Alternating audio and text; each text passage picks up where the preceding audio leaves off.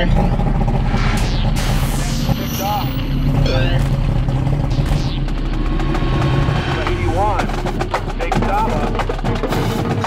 hello there and welcome to the Max Blitz. I'm David Reed along with Jeremy Thomas, and over the next half hour, we're going to bring you all the scores and highlights from across Texoma. Yeah, that's right, David. A lot of big games that we had going on tonight. Gunner takes on Pottsboro, Sulphur hosting Davis, Sherman playing their home opener, and Medill goes to Long Grove. Yeah, a lot of good ones, but we begin in Durant where the Lions host the rival Ardmore Tigers, and Travis Buckner is live out there and has more on this one.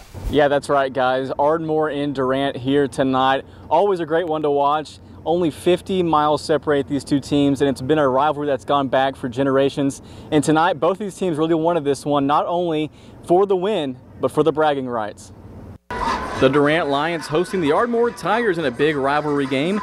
Tigers deep in Lion territory when T. Rowe Roberts tosses back to Ian Ross, and he would take it in from 21 yards out. That would give Ardmore an early 14-0 lead. Next drive for the Tigers, this time Roberts drops back to pass, and guess who he finds? It's Ian Ross again. This time he takes it in from 52 yards out. He's gone. That makes it 21-0 for the Tigers. Durant looking for some offense now. Quarterback Cade Buchanan rolls out to his right, searching for a receiver, and he finally finds Dalton White, and it would be enough for a Durant first down. But Ardmore would take the ball back and march it all the way down the field.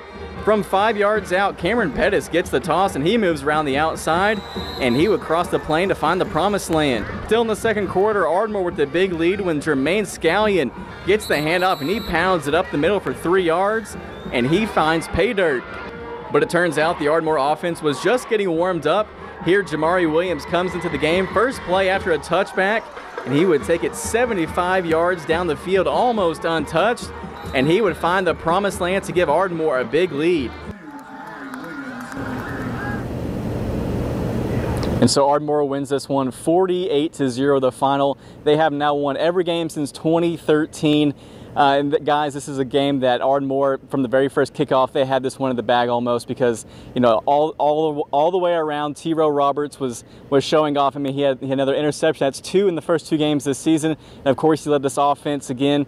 And Ian Ross, how about that kid? I mean, he had 2 more touchdowns tonight. And Ardmore pretty much showed us why they're the second-ranked team in the state this year in 5A. And it looks like they're not slowing down anytime soon.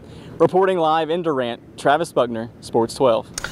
All right, Travis, great job out there. Thank you very much. What a game for the Ardmore Tigers. That's 2 in a row that they've gone into rivalry-type games, and that's 2 in a row that haven't really lived up to the rivalry moniker. No, not at all. I mean, Ardmore flexing their muscles early. It's good to get to an early start, good to get into that routine, and Ardmore showing why they are ranked 2nd in the state in Oklahoma in 5A. And, you know, I think Durant knew what they were in for tonight. You know, we talked to Ray Richards earlier in the week, and he's like, you know, they're big up front, they're fast in the backfield, and he's like, they're one of the best teams in the state. And then he went on to say, they may be the best team in the state. So anytime you've got an opposing coach saying that kind of stuff about your team, you know you've got the goods. Absolutely, and not a lot of coaches will say that about other teams, right. Especially they know that this is a rival. That makes a big difference when a coach is saying that.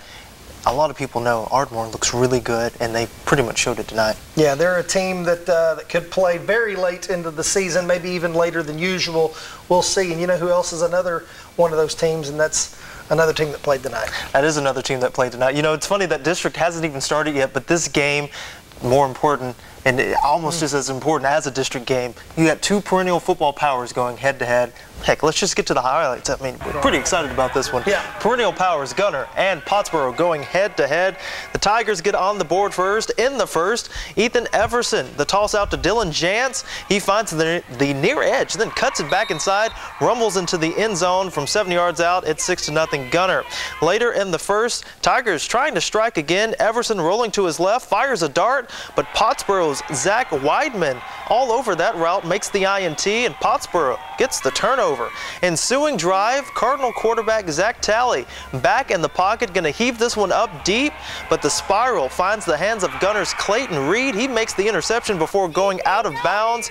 Second quarter now. Gunner in the red zone at the 1. Fourth down, a bobbled snap. Pottsboro would stop Gunner before they could score. A huge defensive stop. And David, look at these guys. Student section going crazy. Later in the quarter, Cardinals back into their own end zone. Talley's pass would be picked off.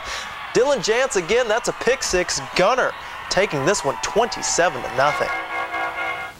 The Sherman Bearcats take on Brewer tonight over at Bearcat Stadium. First drive, Blaze Benson ready to deal. Finds Blake Steele in the flat. He turns it up. Looks like he gets in here, but they say he's down at the 1. And, hey, that baby likes it, and so does his mama. And she looks kind of familiar, doesn't she? Maureen Kane watching Blaze do his thing. Gets into the end zone for the touchdown, 7-0 Sherman. Bearcats go back to work on offense early in the second. Mike Brown is hard to bring down. Gets into the open field, big first down there, but that drive would eventually stall out. But then the Bearcat defense comes up with a big play. Check this out. Benjamin Omayabu. That name sounds kind of familiar, doesn't it? Nice grab. Great interception, great play on the ball there. Then Sherman would capitalize. Benson kicks it out to Steele, and as it turns out, Blake Steele has some wheels. There he goes, takes it to the touchdown, but Brewer has a furious second half comeback, and they end up winning this one 24-21. Sherman was up 14-0 there when that celebration was happening, but it got away from them late, and that's not what they were hoping for this week as they tried to bounce back from last week. No, not at all. But, of course, district hasn't started. Right. Still got a full district slate to try to get back into the playoffs, and that's something they'll definitely try to prepare for in these non-district games and get ready for district. Certainly some great moments tonight for Sherman. Just unable to close at the end. They'll figure it out as they get ready to go into district. All right, coming up next on the Max Blitz, the S&S Rams host the Hal Bulldogs. Community plays at Bonham, and Bells takes on Wolf City. Plus, it's Sulphur, it's Davis, it's the Murray County Bedlam. That's next on the Max Blitz. Welcome back to the Max Blitz. The Davis Wolves survived their season opener, and I do mean they survived it, beating Lone Grove in overtime. But tonight, a little different deal. Travel over to Sulphur. Murray County Bedlam is on. Davis and Sulphur meeting again. Quarterback Cole Johnson gives it to Trey Kaiser for Sulphur, and this guy can run. Kaiser into the open field. Touchdown. Sulphur strikes first. Big play there by Kaiser. Then Davis with the ball. Devin Gregg is going to keep it for Davis. Has some room to run. Steps out of bounds. Has a first down before he goes out. Then Sulphur with it again. Johnson gives it to Kaiser, and why wouldn't he? There he goes. Breaks a couple of tackles. Makes a nice move there, and he is gone. Another Bulldog touchdown. It was the Trey Kaiser show tonight, folks. 47-9 Sulphur with the win. The Lone Grove Longhorns looked good last week. Tonight they host Medill. Both defenses getting some good plays early. Here's Medill defensive back Ryan Shahan. He gets the pressure on the QB, slings him down for the sack. Then Lone Grove returning the favor. How about Justin Barnes tackling the Medill quarterback for a loss? He drops him to the turf. Then it would be Medill's Mateo Fajardo. He gets the pitch here, finds the edge, and gets a big gain. It's Medill winning this one over Lone Grove 13-8. The S&S Rams are at home against the Howell Bulldogs tonight. First quarter, no score.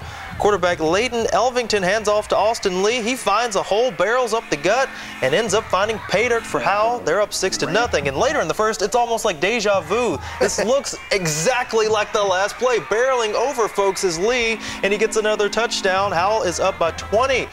Later in the second, it's S&S. Cole Sloan going deep. He finds Joey Baggs for the big first down, but Howell wins this one big, 41-20. The Bonham Warriors taking on the Community Braves tonight. First quarter, Tyler Rodriguez looking for a man, flips it out there to Noah Shellman, and he steps out of bounds with a first down for Bonham. Same drive, Rodriguez going to keep it this time off the read option, and he sees the end zone. He's in for the touchdown. Next drive for Community, Ryan Robinson comes up with the sack here for Bonham. Just wrestling down the quarterback. Bottom wins this one 42-14 over Community. Well, coming up next on the Max Blitz, Bells tries to tackle Wolf City, Plainview hosts Tuttle, and Dixon plays Ringling. Plus, another rivalry to tell you about. It's the Kraut Bowl, Lindsay and Munster, coming up next. Welcome back to the Max Blitz. You know, it's one of the best rivalries in the area, and I think it's Jeremy Thomas's favorite game, honestly. It's Munster and Lindsay. Yeah, every year these two get together, play for 12 months of bragging rights, and of course, the Kraut Bowl. Gotta have it. Lindsay, the home team this year against Munster. Munster with it. Quarterback Sept Foster for Lindsay. Lindsay's with it here. They go deep here to find Nick Schmitz. He breaks away from the defender and scores this touchdown for the Knights. And now, Munster's turn. Logan Pagel, he takes this one right up the middle and into the end zone for the Hornet touchdown. Then it would be Munster again. Parker McGrew. And guess who he's going to find, David? All day. Danny Lutmer. Yeah. What a nice grab there. 49-10 Munster over Lindsay.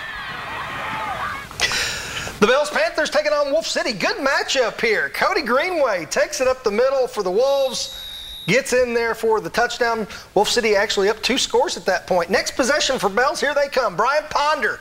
Check out the catch. Ooh, nice play there by Nate Stevens on the sideline. Big play there then. Last play of the half, Mo Russell and Christian Oliveira of Wolf City combined on the sack. Ponder running for his life a lot in this one. Wolf City 24-14 over Bells tonight. The Plainview Indians have home field against Tuttle. Tuttle's Carson Berryhill with the ball here, looking deep down in the field for his man Camden Perryman, and he gets behind the defense and he's gone. Tuttle's into the end zone for the touchdown, but here comes Plainview.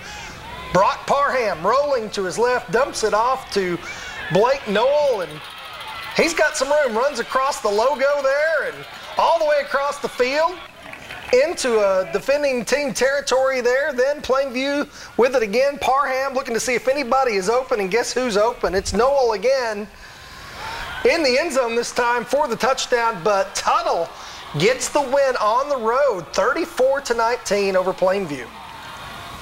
The Dixon Comets host the Ringling Blue Devils tonight. Ringling quarterback Sam Van Buskirk throws it to tight end Cage Calvert. He gets this one, carries it into the end zone for the touchdown. Then Dixon's defense would come up with a fumble. How about Joseph Botkins coming up with this one? That turnover would lead to this next play.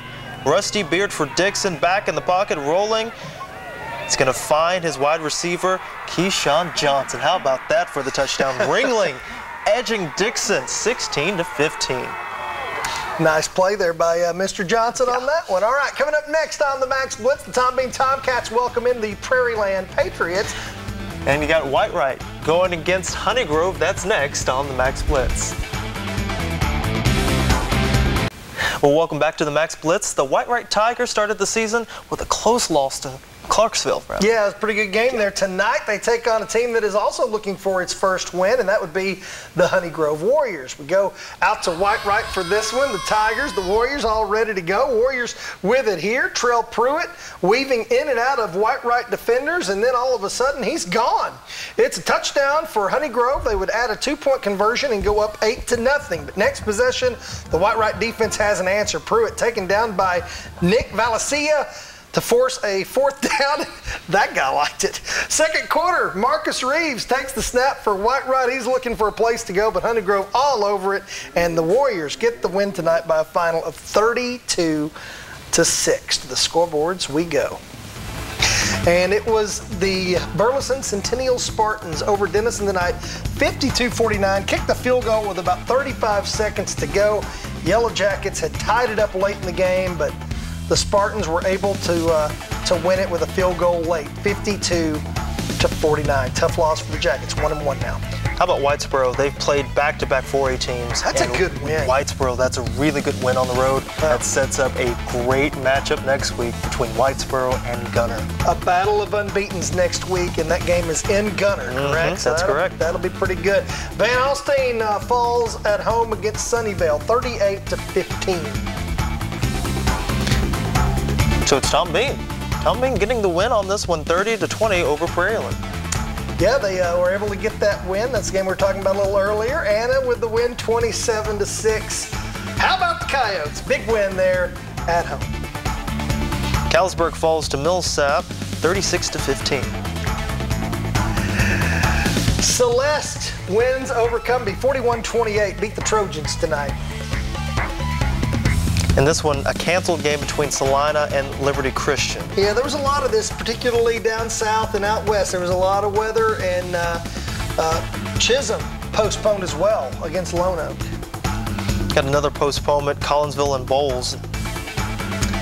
And there's another one that got wiped out. The Cooper Bulldogs unable to get their game in against Rivercrest. This one did get in. Era over Sacred Heart, a little Cook County matchup, 35-14. Yeah, nice win there for Era, and it was Southwest over Gainesville, 29-15. Another cancellation to tell you about, Leonard and Commerce. That game did not happen tonight. Yep, and Melissa is happening, and in a lot more ways than one. 63-41, they're beating Frisco tonight, so playing up a classification tonight. North Lamar falls on the road to Mount Pleasant, 45-7. And Paris did not get their game in with Terrell. That one canceled with the weather as well. Pilot Point, a huge win over Crump, 43-6. That's a pretty good job there by Pilot Point. Another postponement. Savoy unable to get theirs in with Lake Hill. TCS, a great win right here, 21-14 at home. They were inspired. Blue Ridge with the big win over Tioga, or they're leading that one, 38-0. Trenton with a shutout victory over Campbell, 27-0 tonight. Trinity Christian over Valley View, 16-0. That one a final now, so Valley View drops one at home. Ada, nice one on the road to bounce back, 45-21 over Noble. That's a good win. Noble usually pretty good. Kingston is good. They win 34-0 over Atoka on the road. Marietta, really good win at home against Elmore City, 27-0. And this one, I believe, was actually called off before it actually went 4 quarters. 52-6, Wilson with the convincing win over Thackerville tonight. And Stratford gets the win 21-0 over Allen. Antlers with the win over Tallahena, 31-0. The Bearcats looking good tonight. And that's a really good win for them. Then Caddo falls to Dewar, 48-0. It was Snyder over Fox. The Foxes take one on the chin, 58-0. Commerce beats Hilton tonight, Comanche rather, 49-0. Ida Bell, they are rolling now, 60-7 over Hugo. And Jones beats Halls Valley, 28-9. Yeah, Jones always good, and Valiant good tonight, 36-0 over Tishomingo.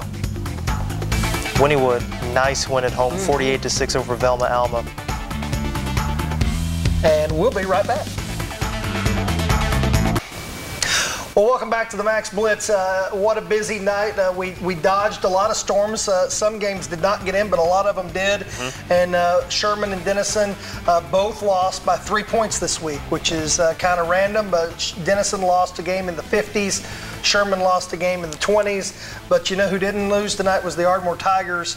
They look like a state champion candidate as we speak. Yes, they do. I mean, unbelievable what they've done in those first 2 games against rivals. Those aren't easy games, and they have made them look somewhat easy, just blowing out their opponents. And a team that has some state experience is the Gunner Tigers, and they were able to beat a rival tonight with the Pottsboro Cardinals. Were able to pull the shutout in that one, and they've got a big game next week. Huge game next week against Whitesboro. When I was leaving Pottsboro tonight, everybody was talking about, hey, so there's a game against Whitesboro next week with the Gunner. That one should be good. It's going to be real good because Whitesboro disposed of Aubrey pretty easily tonight. They did. It's going to be quite a game next week. Well, that's going to do it for us this week on the Max Blitz. Have a great weekend, everyone.